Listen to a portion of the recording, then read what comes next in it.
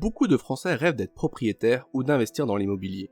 Pourtant, c'est loin d'être facile en ce moment. Entre la demande de logement qui explose dans toutes les villes, l'offre qui est clairement insuffisante, des prix d'immobilier qui flambent comme jamais, des taux d'intérêt à la hausse et des contraintes réglementaires qui pèsent sur les propriétaires, l'accès au logement devient de plus en plus difficile pour une majorité de Français. Je vous propose de passer en revue tous ces indicateurs dans le détail au cours de cette vidéo.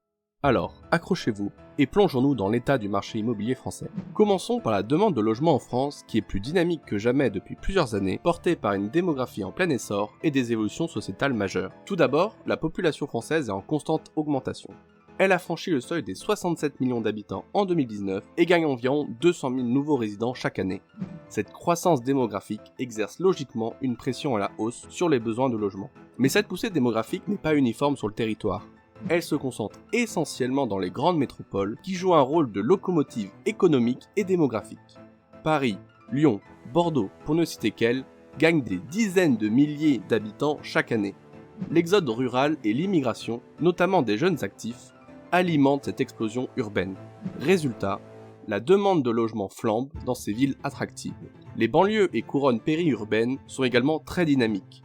On assiste à un mouvement de desserrement urbain avec de plus en plus de familles qui quittent les centres-villes surpeuplés pour acquérir une maison individuelle en deuxième ou troisième couronne. Ces ménages avec enfants plébiscitent l'accession à la propriété et recherchent avant tout un logement spacieux et un bout de jardin, quitte à s'éloigner des centres. D'où une très forte demande pour les maisons individuelles périurbaines. Parallèlement, les jeunes ménages et célibataires sont nombreux à investir dans les centres des métropoles. Attirés par la proximité des transports, des commerces et des lieux culturels, ils se tournent vers des petits appartements en ville malgré des prix au mètre carré très élevés. Quitte à rogner sur la surface, ces urbains privilégient avant tout la localisation centrale et la mobilité. On constate ainsi un engagement persistant pour le logement neuf, porté par des incitations fiscales comme le prêt à taux zéro, le Pinel ou le Censi-Bouvard. Ces dispositifs fiscaux profitent surtout aux investisseurs, mais rendent aussi le neuf plus abordable pour les primo-accédants. Néanmoins, face à la flambée des prix, de plus en plus de ménages se rabattent sur l'ancien. Plus abordable, l'ancien permet l'accession dans de bonnes conditions, malgré des travaux souvent nécessaires. Au final, tous les segments du marché immobilier sont sous tension. Le collectif et l'individuel, le neuf et l'ancien, le centre et la périphérie. Et pourquoi cette tension ? Tout simplement car l'offre des logements est de plus en plus faible. C'est un constat très préoccupant. L'offre est clairement insuffisante, que ce soit sur le marché du neuf ou de l'ancien. Prenons le neuf. Le nombre de permis de construire plafonne depuis 2014 autour de 400 000 logements autorisés par an. Un chiffre largement inférieur aux 500 000 logements qu'il faudrait construire annuellement d'après les experts pour répondre aux besoins de la population. Résultat, la construction effective de logements neufs ne cesse de reculer depuis quelques années. Alors qu'entre 2012 et 2017, plus de 400 000 logements sortaient de terre chaque année, ce chiffre est tombé à seulement 342 000 en 2019. Une chute vertigineuse qui ne parvient pas à combler le déficit chronique de construction. Plusieurs facteurs expliquent ce recul. D'abord, la hausse continue des coûts de construction, entre la flambée des prix des matériaux et le renforcement des normes, mais surtout des lourdeurs administratives et des recours qui ralentissent les projets. Difficile dans ces conditions pour les promoteurs immobiliers de maintenir un rythme soutenu de construction. Pourtant, les besoins sont criants, surtout dans les zones tendues, mais construire des programmes entiers ne suffit plus. Il faudrait également densifier le tissu pavillonnaire par de la construction diffuse. Du côté de l'ancien, le résultat n'est guère plus réjouissant. Certes, les baby-boomers mettent progressivement leurs pavillons en vente pour préparer la retraite, apportant des biens sur le marché. Mais ces maisons individuelles en monopropriété ne correspondent plus aux attentes des jeunes et des familles, ni même à leur capacité financière. De plus, une part importante de ce parc ancien est vétuste et énergivore. Entre l'amiante, le plomb ou l'absence d'isolation, les travaux nécessaires avant relocation sont souvent lourds et coûteux. Beaucoup de ces biens anciens nécessiteraient des rénovations totales pour être aux normes, ce qui n'est pas toujours rentable. Par ailleurs, certains propriétaires sont tentés de retirer leurs biens du marché locatif avec la réglementation énergétique qui se durcit. Plutôt que d'engager des travaux onéreux, ils préfèrent vendre ou récupérer leurs biens pour des proches. D'où une offre locative qui tend à se réduire dans le parc existant. En définitive, l'offre est structurellement déficitaire par rapport à la demande, aussi bien sur le neuf que l'ancien. Une situation inquiétante qui ne se résorbera pas à court terme, d'autant que la construction et la rénovation prennent du temps. Ce grave déséquilibre entraîne mécaniquement une flambée incontrôlée des prix et un accès au logement de plus en plus compromis. Les prix, parlons-en. Dans la majorité des villes, les prix ont augmenté de 8 à 10% en un an sur le marché de l'ancien. Un rythme de progression jamais vu depuis près de 30 ans. Même au pire moment des bulles immobilières, des années 90 et 2000, les hausses annuelles ne dépassaient pas 5%. Cette inflation galopante des prix de l'immobilier s'observe aussi bien dans les grandes métropoles que dans des villes moyennes. Seules quelques zones rurales en déclin démographique échappent encore à cette poussée. Mais pour combien de temps ? Les zones les plus tendues, comme Paris et sa région, sont bien évidemment touchées par cette flambée. Dans la capitale, les prix s'envolent de 12 à 15% chaque année. Résultat, le fameux mètre carré parisien a franchi la barre symbolique des 10 000 € fin 2022, du jamais vu. Même les arrondissements les plus populaires dépassent désormais les 8 000 € du mètre carré. Un tel niveau de prix était inimaginable il y a 5 ans. À ce rythme, le mètre carré parisien s'approchera des 20 000 € d'ici 2030. Une perspective révoltante et angoissante pour tous les ménages aspirant à se loger dans la capitale. Mais Paris n'est pas un cas isolé. Dans toutes les métropoles très attractives, comme Lyon, Bordeaux, Rennes ou encore Nantes, les prix immobiliers augmentent de 10 à 15% par an. Le long des lignes de transport, comme le RER ou le TER, l'envolée est également de mise. Ces villes dynamiques sur le plan écologique et démographique voient leur prix de logement échapper à tout contrôle. Même sur le marché du neuf, en théorie moins sensible à la tension entre l'offre et la demande, les prix s'affolent dans ces zones tendues. Il n'est pas rare de voir des programmes immobiliers commercialisés à plus de 5 000 € le mètre carré, voire 6 000 € dans certains quartiers prisés. Ces prix stratosphériques du neuf résultent de la flambée du prix des terrains constructibles et des coûts de construction. Les promoteurs répercutent ces hausses sur leur prix de vente, qui dépassent désormais l'entendement. À plus de 5 000 € du mètre carré, l'accession à la propriété devient mission impossible pour une majorité de ménages. Les conséquences sociales de cette flambée des prix sont dramatiques.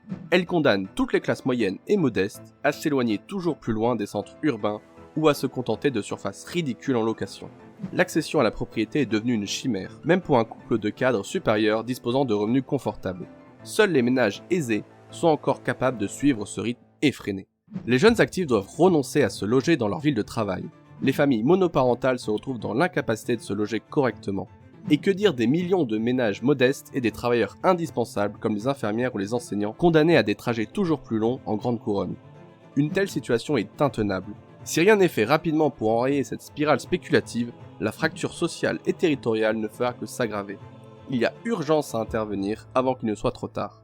Malheureusement, d'autres facteurs comme la hausse des taux d'intérêt viennent encore réduire le pouvoir d'achat immobilier des ménages. Car oui, il existe un autre facteur déterminant pour l'accession à la propriété, les taux d'intérêt des crédits immobiliers. Et sur ce front aussi, les perspectives sont préoccupantes. Après avoir atteint des niveaux historiquement bas en 2021, autour de 1% en moyenne, les taux des prêts immobiliers sont repartis à la hausse de manière significative depuis début 2020. En l'espace de quelques mois, les taux moyens pour un crédit sur 20 ans sont passés de 1% à plus de 3,5%. Ils viennent même de franchir la barre des 3,6% en 2023 et on prévoit déjà une montée jusqu'à 4% en 2024. Bien qu'encore modérée par rapport au taux de 2008, où les taux avoisinaient les 5%, cette brusque remontée réduit d'autant plus le pouvoir d'achat des ménages. Concrètement, pour un même montant emprunté, les mensualités de crédit sont plus élevées qu'il y a un an lorsque les taux étaient à 1%. Et à mensualité égale, la capacité d'emprunt des ménages se trouve mécaniquement diminuée avec ces taux plus élevés. C'est un effet ciseau redoutable qui se met en place. D'un côté, les prix de l'immobilier flambent, et de l'autre côté, les taux d'intérêt augmentent. Résultat, l'accession à la propriété devient mission impossible pour une majorité croissante de Français. L'une des seules issues restantes est de se tourner vers le gouvernement, mais il n'est pas votre allié. Car outre l'envolée des prix et des taux d'intérêt, un dernier coup dur vient de frapper les ménages comme les bailleurs. Le durcissement des contraintes réglementaires. Sous couvert de transition énergétique, les gouvernements successifs multiplient les normes coûteuses sans tenir compte de la réalité des terrains. C'est flagrant, avec l'obligation faite aux propriétaires bailleurs de rénover l'intégralité de leurs biens d'ici fin 2028. Objectif affiché, améliorer la performance énergétique du parc locatif vieillissant. Qui pourrait être contre un tel dessein? Sauf que dans les faits, les travaux à réaliser représentent un coût exorbitant. Entre 300 000 et 60 000 € pour une maison individuelle. Entre l'isolation, la ventilation, le double flux, les chaudières à granulés, les devis pleuvent et aucune aide digne de ce nom n'est apportée aux petits propriétaires. Résultat, certains bailleurs renoncent à louer leurs biens plutôt que de s'endetter sur 20 ans. D'autant plus que les loyers sont encadrés et limités après travaux. Autrement dit, impossible de répercuter le montant des travaux sur les loyers pour amortir l'investissement. Belle incohérence. Cerise sur le gâteau, la loi climat de 2021 prévoit l'interdiction de location des passoires thermiques d'ici 2025 et des logements classés F et G d'ici 2028. Là encore, Quel accompagnement est prévu par l'État pour aider les bailleurs modestes à supporter des coûts faramineux? Aucun.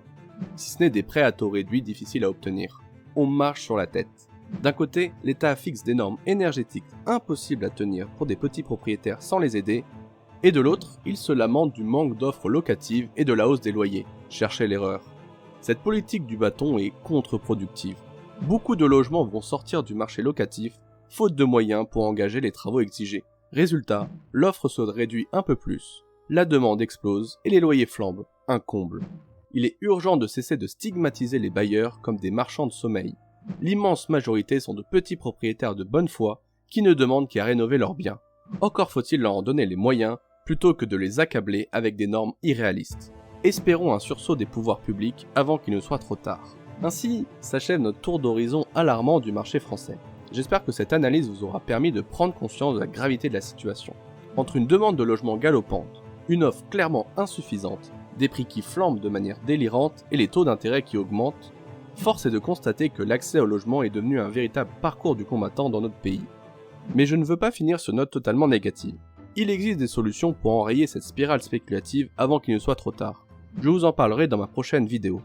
En attendant, si vous souhaitez être informé des publications à venir sur ma chaîne, je vous invite à vous abonner et à activer la petite cloche. C'est le meilleur moyen de ne rater aucune de mes analyses et conseils immobiliers. Je compte sur vous pour partager cette vidéo autour de vous et faire connaître ma chaîne.